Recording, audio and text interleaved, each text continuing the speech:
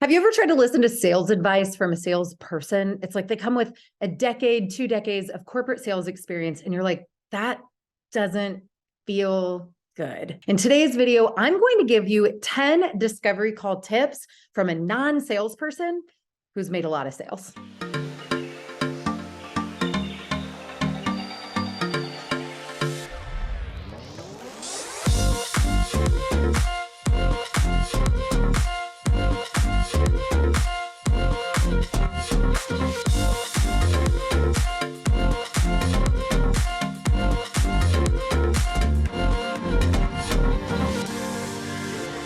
Why do discovery calls feel so hard and so scary? I remember when I first started freelancing 8 years ago, it was the most terrifying thing in the world. I severely undercharged myself. I was really awkward. I stumbled over my words, and it was either like an interview for a job or I talked the whole time. And I have learned that that did not work very well. And through trial and error, not through some corporate program that I was put through that takes the humanity out of being a freelancer and doing business and just wanting to help people. And yes, that includes selling them on your services.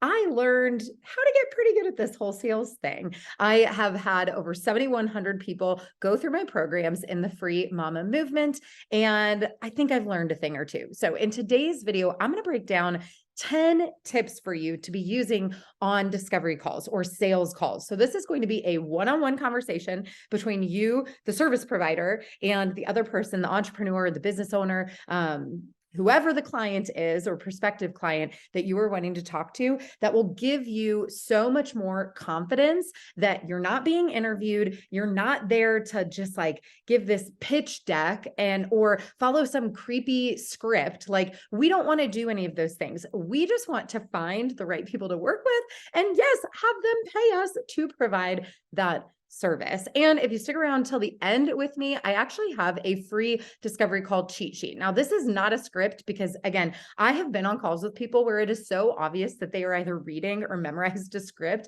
and it feels gross. It makes me feel like a number, like they're not actually listening to me. They're just trying to get to the end of the conversation where they ask for my credit card information. And that is a no-go zone here in FreeMamaTV land. However, I do have a cheat sheet that will help you with questions by niche industry. So if you're a virtual assistant, a bookkeeper, social media manager, whatever services you're providing as a freelancer, I have niche specific questions that will help you take control of the conversation so that you're leading the discovery call confidently. Before we dive into those 10 tips, I am just curious if you have a mortifying discovery call story or something that's happened, embarrassing moment. I would just love to hear about it down in the comments below. You are not alone. Do not feel embarrassed. Or if you have a recent discovery call win, make sure you leave that comment down below with hashtag FreeMamaWin so that we can all cheer you on. Now let's dive into those 10 tips. Okay, the first is that you have to have qualifiers. You should not be getting on discovery calls with anyone and everyone who's willing to listen to you.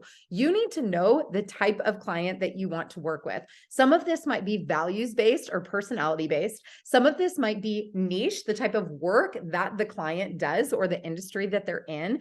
Or you might have some, ta-da, financial qualifiers. This is going to make sure that you're not wasting your time on sales calls with people who either aren't ready or can't afford your services.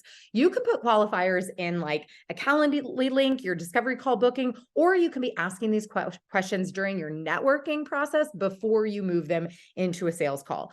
It is going to save you so much time, and it's going to improve your conversion rate on your sales calls. My second tip is to make sure you're prepared. Now, this might seem like a given, but even just today, I got a sales pitch from someone who recommended that I start a Facebook group so I could make more sales. And I was so irritated that I wasted my time even watching this 5-minute video, because if you looked me up anywhere or the name of my company, you are very, very quickly going to find out that I have a very successful Facebook group of over 42,000 women who want to learn how to freelance and become successful virtual business owners.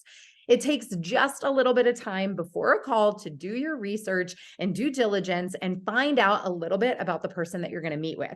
Not only should you figure out base points about their business or whatever it is that they're doing professionally, but finding a couple of personal talking points like, are they a parent? Where are they from? Where did they vacation recently? Can you tell what kind of food they like based on what they post? It's going to give you commonalities and places for you guys to build connection quickly as peers before you transition into the sales part of the conversation. Tip number 3 is to be in control.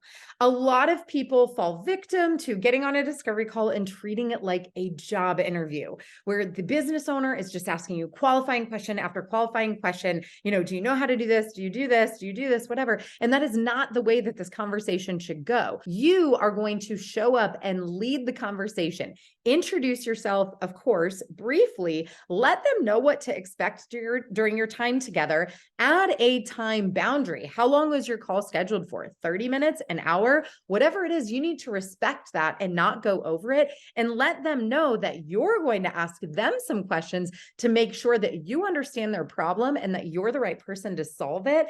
And then if and only if it makes sense for you to work together, you will explain how you can help them towards the end of the call. You want to be the person driving the bus. If not, you're being interviewed. And if you're being interviewed and you do get the gig, they are going to treat you like an employee, not like a partner, which is not how we like to do things here at the Free Mama. Which leads me to tip number 4, which is kind of like, we need to put a star next to this one. You need to make sure that you're listening and not just trying to sell yourself during the conversation.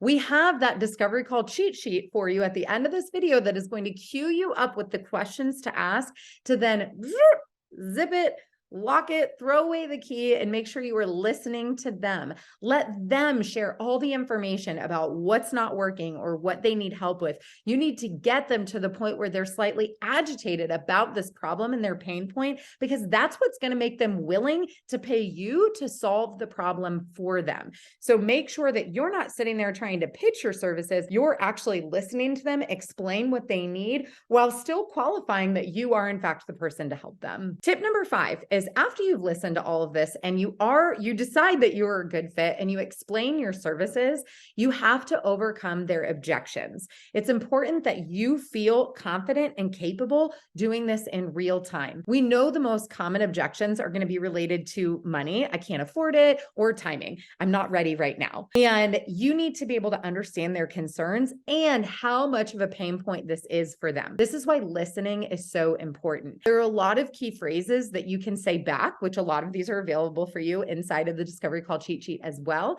to transition from having that conversation about your offer into hearing their objections and then moving them towards the close of the sale. But think through those answers. Why is it worth it when they say that they can't afford it, or something's expensive, or it's not what they thought it was? Make sure you know how you're going to overcome those objections by knowing what is it costing them not to do this thing, because there is always a cost of inaction, just like there would be a cost of taking action. Tip number 6 is to use a price anchor.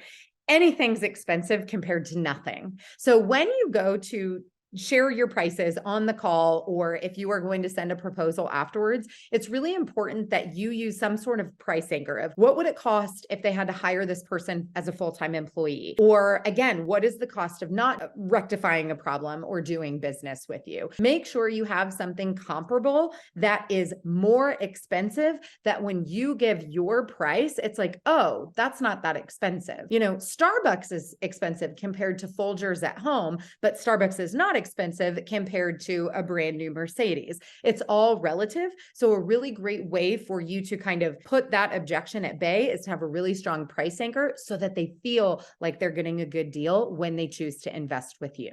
Tip number 7 is to treat your discovery call kind of like you would an actual call with them if they were a client. This is a really great opportunity for you to practice my 3 favorite words in the English language, which is communication, expectations, and boundaries. Make sure you don't get too distracted during the call. Make sure you don't go off on crazy tangents or lose track of what you're talking about. Don't let it turn into a coffee chat, even if you're getting along. And don't let the conversation go over your allotted time without explicitly asking their permission, and only if necessary. It really sets the tone for the future of your relationship. So make sure that you are showing up prepared, respectful of time, and keeping things moving during the conversation. Tip number 8 is to make sure you are serving to sell. I work with primarily women, primarily moms. And the reason that this is so important for me to make this video as a non-salesperson with a non-sales background who got into freelancing and is now a successful entrepreneur is that so many women are afraid of selling. I don't want you to be afraid to sell yourself. You deserve to be compensated for the work that you're going to do, and you deserve to be paid well for the work that you do. However, a lot of us get stuck in our mind because we have experienced, things like I referenced earlier, where we're just treated like a number. Someone's talking, using all these creepy tactics on us, and we know that all they want is our money, and then the fulfillment is like garbage. We don't want to do that. And so a lot of times, we cut our value short, or we, really undersell ourselves. And I've been there too. For me, I serve to sell. So show up, help these people, offer tremendous value, maybe offer to work at a discounted price early on, or give a discount for a long-term commitment. It's okay to do trial work or a trial project with somebody, so you both make sure that it's a good fit.